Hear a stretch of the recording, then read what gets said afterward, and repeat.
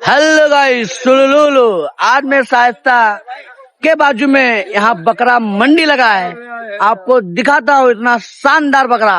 ठीक, इसका नाम ये बकरा देख सकते हो। नहीं है ना।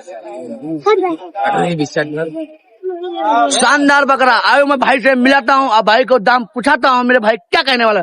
भाई ये बकरा कितने का भाई? ये 1.5 लाख का। 1.5 लाख का। हाँ। इतना महंगा? हाँ, ऑफर में 1.5 लाख में 2 और 1 फ्री। अच्छा, हाँ। 1.5 लाख में भाई 2 ऑफर में 1 बकरा फ्री। शाइस्ता के जस्ट बाजू में आप लोग यहाँ पे आओ।